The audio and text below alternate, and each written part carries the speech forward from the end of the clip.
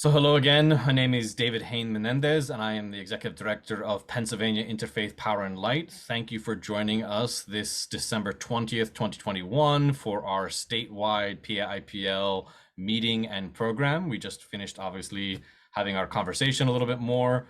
We will have more interaction after our presenter, but I first wanted to just recognize two quick things. First, I wanted to make a land acknowledgement that I am calling from Susquehannock land and acknowledge that this land obviously belonged to other people long before I and my ancestors arrived on Turtle Island. And I would encourage you all to either drop in the chat where you are zooming in from, or to take a moment today or in the near future to look up what indigenous lands you are living on. Second, since today is not the winter solstice, but tomorrow is, and for many of us, it is a spiritual time, or at very least a time within our calendar year that acknowledges the passing of the season and time and the changing of the days.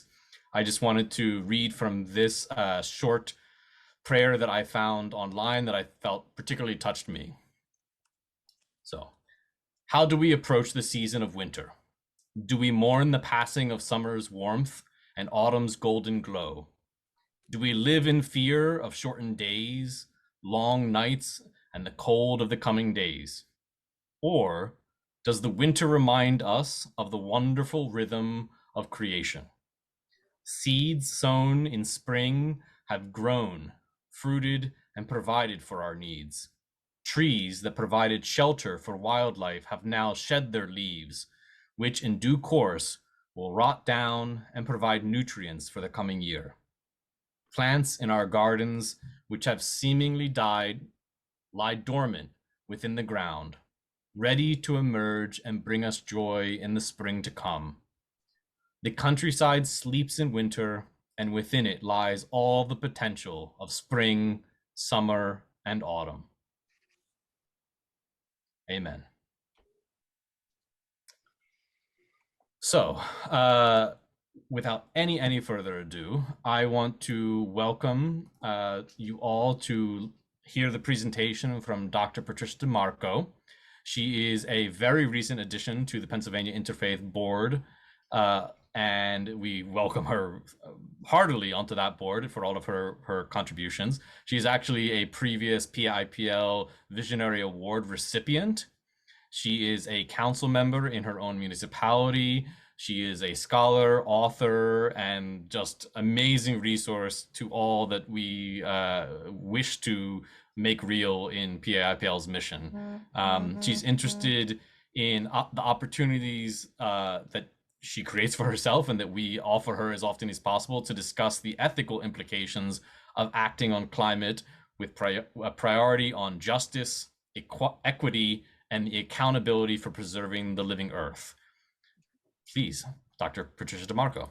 Oh, thank you so much, David. It's so wonderful to see all of you this evening. Thank you for spending some of your time with this topic this evening. And I know we're all looking forward to the end of the year and kind of reflecting on our accomplishments and making plans forward. And that's always such a fertile and really productive thing to do at the end of the year, and to share those experiences with our colleagues and our friends. So I know the other thing that preoccupies people, especially busy people, is the barrage of the guilt and this sense of urgency for gifting. And I wanted to take that as possibly a focus for our discussion tonight. I'm going to share my screen so we can have some images to go with this. And just a second, hold up.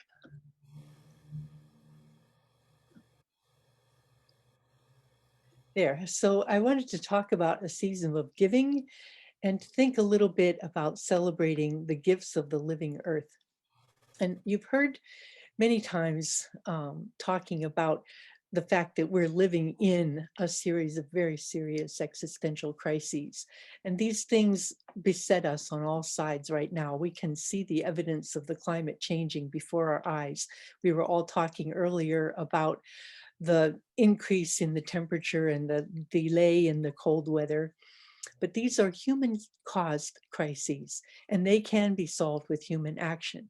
They're really the source of our problems is from putting a great deal of carbohydrates and of carbon emissions into the air from burning fossil fuels, from the damages that are caused by extracting resources, by growing populations in a mode that, با کسی حرف میزنی؟ excuse me, if you're not, could you mute, please? چیز human Could you all mute, please?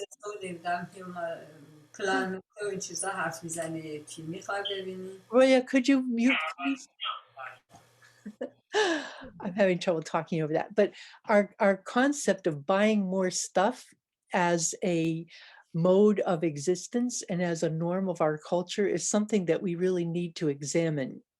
And I want to think about that we have choices to have a different way forward. We have young people around us who have different expectations of the future and who really hope to have a more viable and more engaged future. Solidarity in the face of all of this distress that we have is one way to go forward. So I wanted to look a little bit at our goal.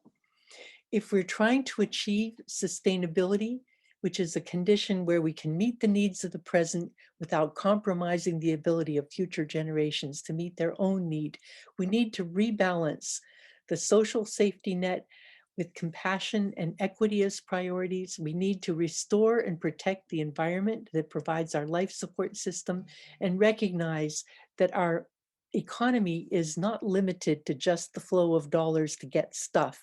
It is really the natural capital of the earth that we need to preserve that gives us our basic wealth. We need to rebalance these three elements so that we can have a sustainable way forward on a living planet. And we really right now are headed in a trajectory that is not going to get us where we need to go. We need to really reduce our trajectory, reduce our way of using energy, especially into a direction that is sustainable in a range of temperature that will support life into the future. And we need to do that by moving from being aware and wringing our hands and being distressed to actually taking action. We need to articulate the policy actions necessary, build support for that action, and increase the political pressure. And we need to vote for climate action and vote for people who are willing to take action, timely action for our future. The Build Back Better plan has many elements of a good, sound energy policy for this U-turn to happen. We do need changes in law for that to happen. It's not going to happen by just consumers changing behavior alone. We need to have different policies in order to get where we need to be. So this is part of our action agenda, is to be aware of our interface with these issues that are going on all around us at the state and federal level. We need to understand how humans have an impact on the earth, not only in the population. As population grows and also grows in affluence, it increases the burden on the earth. And one thing that we can do is to empower women and reduce poverty and increase gender equality in all of our transactions, in all of our society interactions, because women empowered to control their own lives have a great deal of impact on the culture and on the way we move forward. And we need to look at this distribution, and we're going to go into this in a little more detail in a minute, about basic needs for everyone versus hyperconsumption for the few, and look at the social equity issues as well. And then apply technology appropriate to a task with a focus on being in harmony with preserving nature instead of suppressing and subjugating it, to use technology for good. We are inundated at this season in particular. You can't go anywhere, or even your inbox is inundated with buy more stuff. We talk about consumer confidence and looking at the indicator as retail sales. How happy are people to spend money at the end of the year? Gifting for quantity with all kinds of invented needs, the urgent gadget of the season, the upgrading of your electronics, mountains and mountains of plastic stuff inundating our children, and who knows how long they actually pay attention to them. The fads and fashion of the seasons come and go very rapidly, and all they do is end up creating conspicuous consumption that ends up, a lot of it, in trash. We need to intercept this trajectory and think about a more conscientious and more conscious way of moving forward and of using materials around us. We need to focus on what really matters. We don't need enormous cars. We need to feel respect. We don't need a closet full of clothes. You need to feel attractive and excitement and variety and beauty. You need identity, community, challenge, acknowledgement, love, and joy. These things are essential for human well-being, and they are really the things that make us human and that make life worth living. To try to fill these kinds of needs with just stuff is to set up an unquenchable appetite for false solutions that are to real but never satisfied problems. These are the words of Donella Meadows in The Limits to Growth. We lost her to breast cancer 2 years ago. And I think this is the kind of thing we need to refocus on, especially as people of faith. I don't care what faith it is. If you think about creation care and think about what our role is on this earth, we think about what really matters and the things that really make us human and that make our human communities work. So we need to look at our life support system of the earth, the living earth, and what we need to do to sustain it. The earth gives us everything we need to thrive: clean water, fertile ground, fresh air, and the biodiversity of species that populate this world, of which we are only one part. The whole thing is fueled by solar power and is kept in a system of balances that are self-perpetuating. And this is the thing that is most precious, that we must keep, preserve, and protect as we go forward. And the gifts of the living earth can be described as the ecosystem services. They're a self-sustaining set of actions that happen because of the way the earth is designed. And there are 4 kinds of them. And I'm going to talk about each of them in turn. The provisioning services, supporting services, regulating services, and cultural services. These are the gifts of our planet that they bestow on us, whether or not we recognize them, acknowledge them, or even accept them. So the supporting services are really important. This is the nutrient cycles, the primary production system that creates crop pollination, soil formation, and photosynthesis that creates oxygen that we need to breathe. This is the really foundational supporting services that make our planet habitable for people. And the regulating services are the ones that control the climate, and they control diseases. They purify the water with wetlands. This thermohaline circulation, the earth-ocean currents, really regulate the temperature of our planet and distribute nutrients throughout the oceans. This is driven by the difference in salinity between fresh water and salt water, and in the difference in temperature between the poles and the equator. It is a self-perpetuating belt of motion that gives us the regulating effect of our climate from north to south and from one season to the next. Water purification through wetlands, really critical formation of that estuarine space between the sea and the freshwater areas, filtration out of impurities, and preservation of the land and the soil. Very, very important elements of our earth that are built into the way the ecosystems are defined and put together.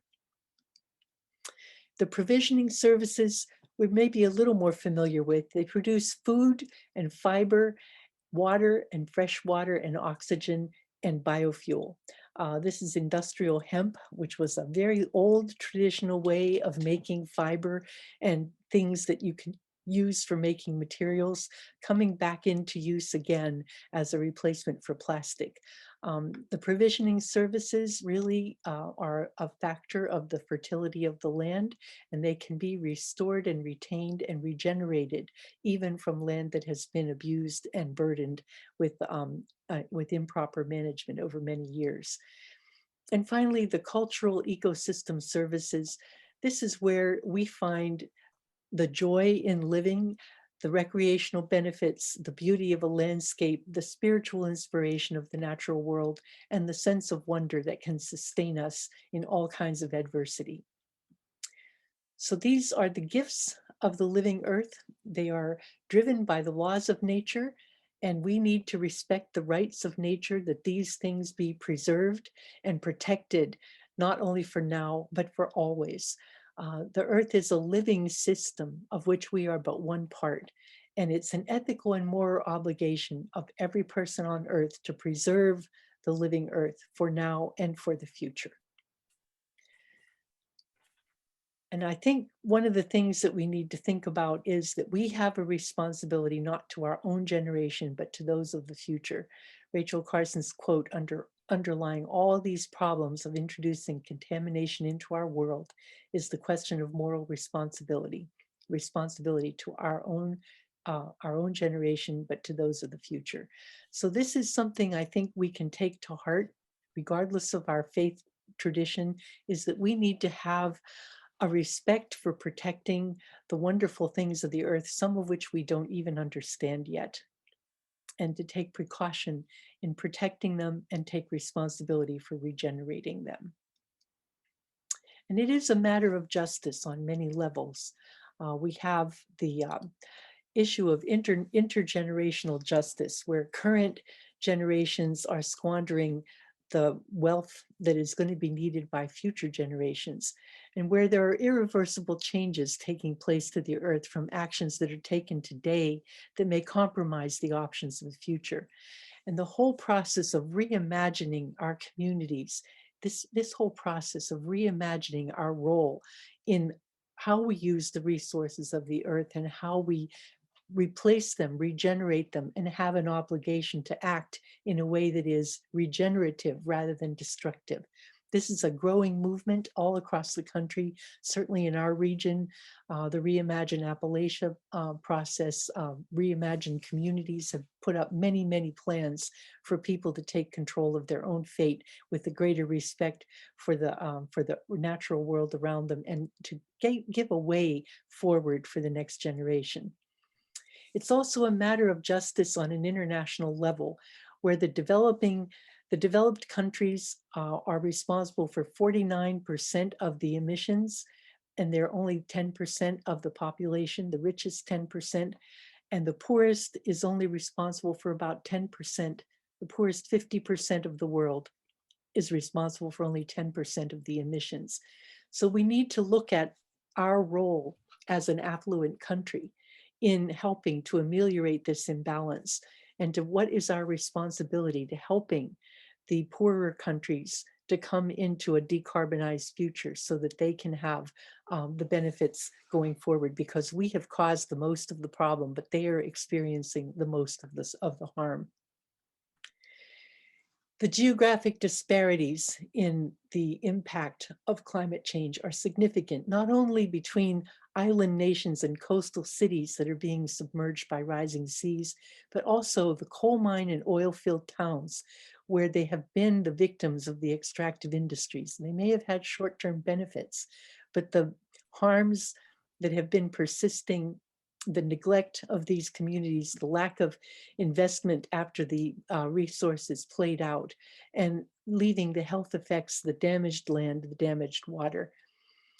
Fertile farmlands in 5-year droughts are advancing desert edges all across the world, and even in our own country, where we've had prolonged droughts as water systems fail, especially areas where the irrigation water is dependent on snow melt from mountains.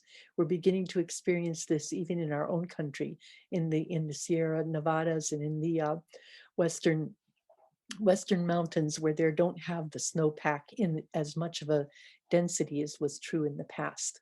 We need to begin to adjust to those kinds of things.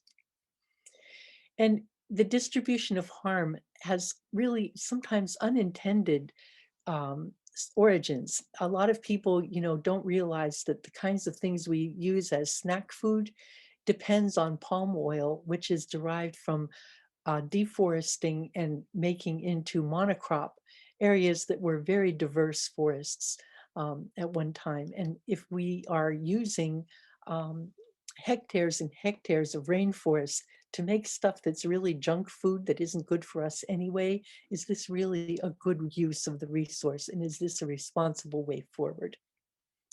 And we need to address the needs of people. There are 140 million climate migrants expected by 2050, according to the World Bank. This is partly because of lack of water, because of disruption of basic food systems and water systems, disruption of the society that follows, and people migrate because of necessity.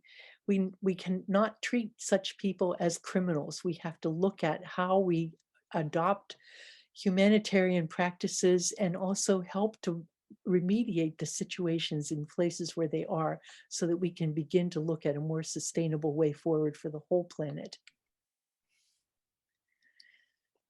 And we need to preserve the right for life to exist. The laws of nature are not negotiable. We cannot legislate the laws of chemistry and physics or the biologic system responses to changes in the environment.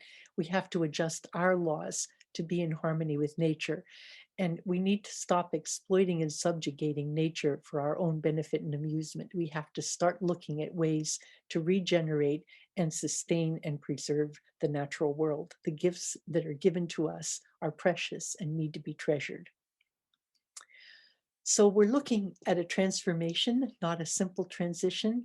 We're looking at moving from a fossil-based civilization that has developed over at least 100 years to a sustainable civilization that can be sustained for thousands of years. And there are pretty standard ways we can do this. This is not a technology problem. We know what needs to be done. All of these kinds of system changes can contribute to reducing carbon emissions. And there are lots and lots of recommendations. I've written a whole book about this, and there's lots of advice about it. I'm not going to spend tonight on this issue. But we have to look at making choices ourselves so that we have a sustainable future for another 10,000 years at least. And every person can act as a climate warrior. This is the student climate rally in Pittsburgh a year or so ago. We need to do a transformation and accelerate it. It's moving far too slowly. Every person can act. And if every person does act, it does matter. We can build a sustainable future with equity, resilience, and shared prosperity for all of us. I've put a link in the chat to my blog. I've given a lot of examples about individual things that you can do with a lot of citations to it. Speak out and vote. And there are links at this blog post that give you exact directions about how to do all of these. Take responsibility for your own climate footprint in your family, in your town, everywhere where you have influence in your job. Become an agent of change, become a voice for moving that forward, moving it into the awareness of your day-to-day transactions. We can eat for health and for a healthy planet. That means mostly eating lower on the food chain, more foods based on plants and fewer foods based on red meat. You can decarbonize your transportation and begin by walking anytime you can, and carpooling or using public transportation, combining your trips, lots of really interesting and good ways to do that if you start thinking about it and take it as a challenge. And we can absolutely stop using single-use plastic. This is something that is just a suffocation to the whole world, to the planet itself. All of our supply systems are being suffocated by the excess of plastic that just accumulates with no place to go. Much of it has a useful life of 10 minutes or less, and it becomes a burden on the earth for hundreds of years. So when we're looking at this time of gifting, where we're inundated with the need to be giving things to people. It's a wonderful time of year because it's an excuse to say I love you to so many people, whether you know them well or whether they're just casual acquaintances or whether they're dear family. But you can give gifts of the heart, things that you make yourself, things that show care and affection, giving personal items away that have a legacy and help you transfer that legacy to your grandchildren or your children or your nephews and nieces, capturing personal stories and memories. We have all kinds of devices for recording people telling tales and family lore and remembering these things and then sharing them with other people later, and making homemade special food, especially at holidays. It's amazing if you start thinking about this as the first course of action rather than the default, or rather than the desperation at the end of the thing when you say, oh no, Aunt Lizzie's coming and I didn't get her a present, what do I do? Well, you got jam in the cupboard, right? You can always wrap it and share something you've made, right? So you can get creative about this, and I'm going to ask you all to share some ideas in a minute about what you can do. We can also do gifts of time. And sometimes the time you spend with people deliberately and with care and concern is the most valuable thing you can give them. I took my niece and nephew to the Nutcracker last year, and just having them see the the theater and experience this for the first time, they were just so wonderful and so odd. It was a great experience. I'm a terrible photographer, but they had a wonderful time. We did bird feeders, and we decorated the trees with bird feeders because we couldn't gather for Christmas. So we made handmade little seed things with all kinds of stuff. My sister-in-law made them, and we all hung them on all the trees. It was great fun, and we still talk about it. It's now become something we do every year. You can share special experiences, go on special picnics or walks, and give service to a person and understanding their need and give them something they need in the way of a service. Um, it's important too to think about the person as a shared experience and to celebrate the time that you have to spend with each other. I know in this COVID pandemic, there are so many people that we've lost. And there are so many times when our interactions are constrained. So that makes these times of shared experiences even more precious and more valuable. And finally, you can give gifts of conscience and think, you know, think, specifically and purposely about what you can do to honor a person in a way that helps the environment. Certainly planting trees is one way to do it, donating to an environmental cause in honor of a person, or giving with purpose in all of your charitable giving can make a difference in communities where people really need more resources. It's a very greatly appreciated gift to share your own resources with people. So the main thing I want to leave you with is that every person can act. We all have some way that we can contribute back to the living earth and recognize its value and preserve it for the future and celebrate it as a part of our own joy. This is Rachel Carson's conservation pledge that she wrote when she was 17. And I think it's really very, very poignant to me because it really does underline the fact that our beautiful natural earth, the natural beauty, is really what establishes the greatness of our country. That is the true wealth of our country. And every time we degrade it or destroy it, we're really degrading our own future and the future of our children. So I'll stop sharing here and come back to see all of you. And I'll ask you, how many of you do personal giving that is a little bit unconventional, and any of you want to share some of that at this time that might inspire some of the rest of us? I will say my mother has been asking me to paint her house for years now, and I think I might actually do it because She would love it.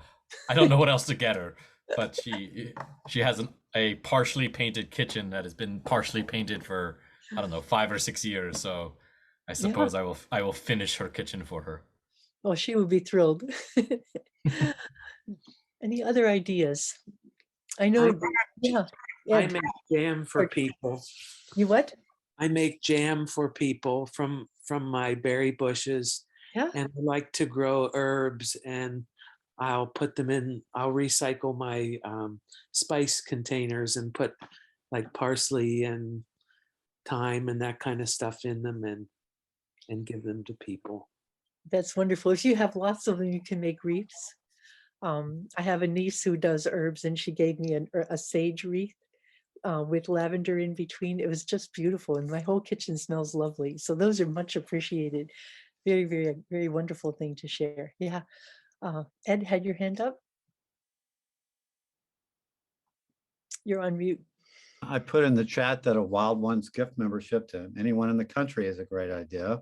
Oh, there you go. To me, the greatest great gift is the gift of honesty. If you are in a cycle of obligatory gift giving, be honest with your loved ones and say, you know, we don't really need to be shipping stuff, you know, across the country to one another. Can we think of another way that's less destructive to the environment? And one very simple thing I've did is just bought a gallon of maple syrup, and I'm just divvying it up into like pint jars and putting a ribbon on it, because There it's you a go. luxury to have maple syrup. There you go. Yes, Margaret. Well, first of all, I have to say I like that maple syrup idea. My husband and I bought some quarts to give away, but we took over it.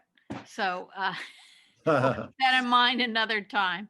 But my sister, who's been working on having a 5-acre setup for monarch butterflies to milkweeds, food for the pollinators.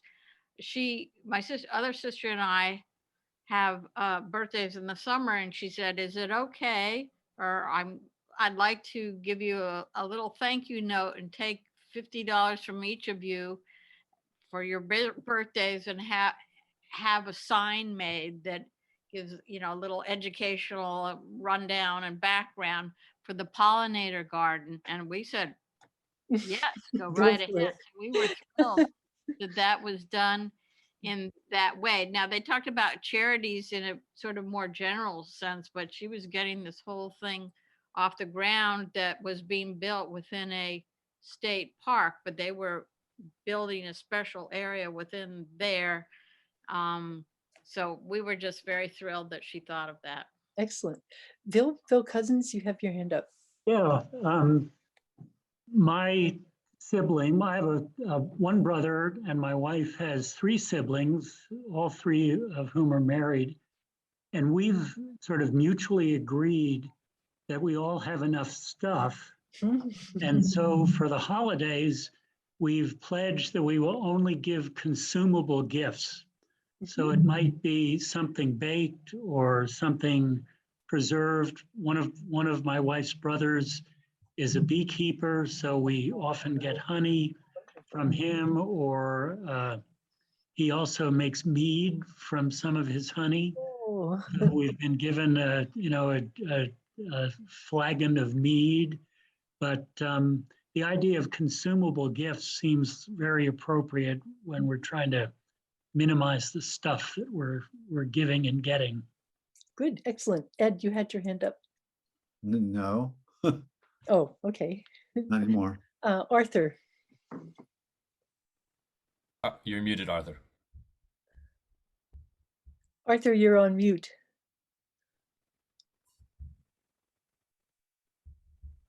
Around the Jewish holidays in September, the high holidays, one of the customs is to dip apples in honey. So a member of our synagogue, for his instead of sending a card, he'll send a jar of honey, and he does this to many people. And I thought that's very meaningful. In addition, in terms of something that I think benefits the economy, the ecology. Donate to food banks. I try to do that on a regular basis. The food banks are especially important this time of year because a lot of people are in need. A lot of With places. the pandemic too. Yeah, exactly. Yeah.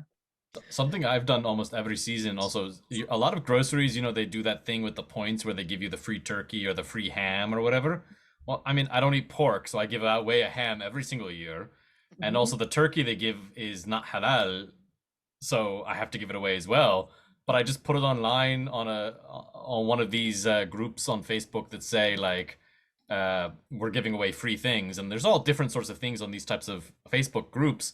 But it means every year I get to feed 2 to 3 families, Sure. and it costs me nothing because I'm not going to use it, and somebody will, and great. I mean, it's.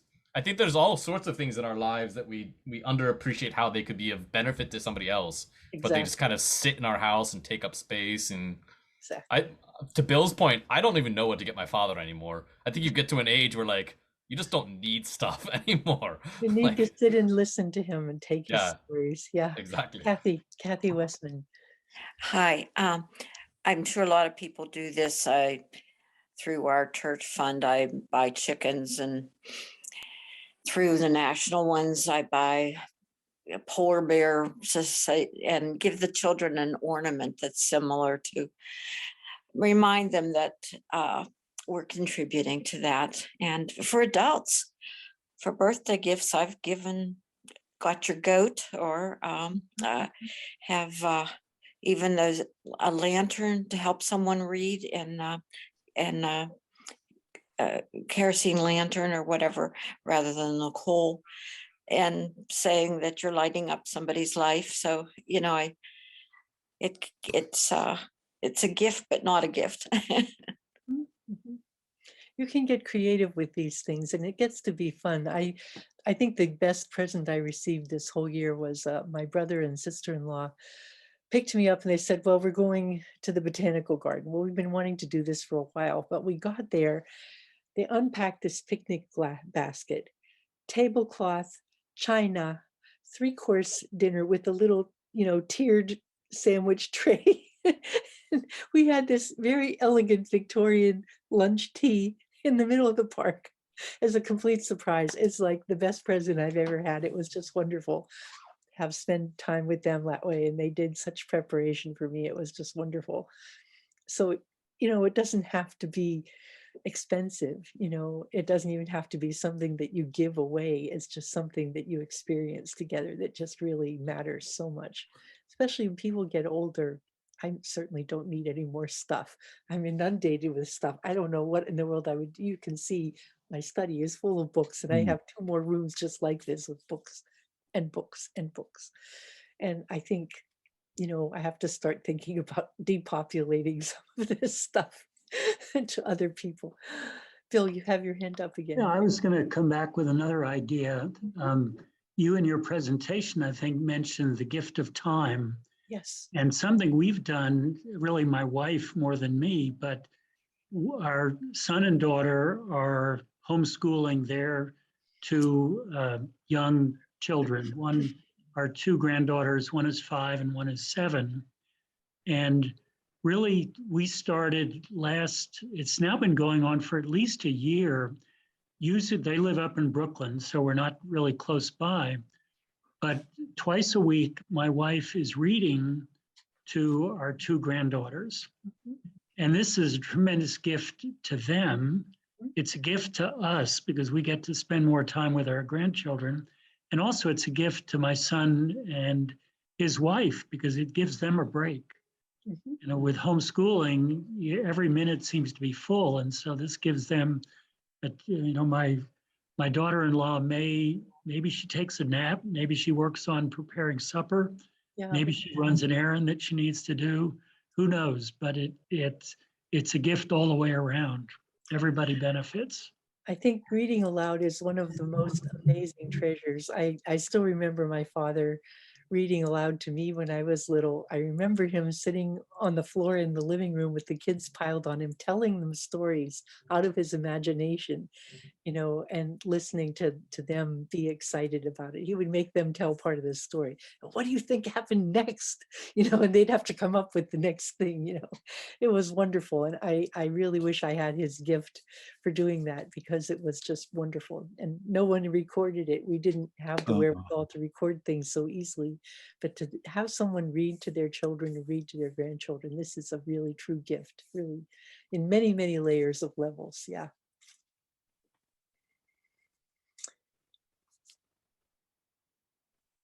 Well, I'm not seeing anyone else offering things. I hope I've given you something to think about. And I certainly enjoy a chance to explore some of these ideas with you. I think the main thing we have to remember is that we're all empowered to be agents of change. And what we do with that empowerment is really up to us. But we each have a mission, to live on this earth lightly, to leave it at least as good as we found it, if not better, and to enrich the lives of people around us by the gift of our own self too. And I really wish all of you the very best for this holiday season. And I look forward to working with you in the course of this coming year in many, many ways. So blessed be all of you. Thank you all for coming. Yeah. I'm also just going to drop in the chat the creation care survey, because as I said, the other like year-end surveys are more region specific, but that one is essentially anywhere in Pennsylvania. And yeah, thank you all for being here. I hope that you have a fantastic winter solstice. For those of you celebrating a blessed Christmas, and for the rest of us also for a happy new year. I really appreciate seeing so many faces that I see regularly and some new faces, and there's a lot of potential and excitement for the new year. So I hope to see you in many more meetings and to develop new projects with all of you. If you want more details on what I talked about tonight, there's my blog post is in the chat. Okay. Thank you all. Have a Thank blessed you. night. Take care. Thank you.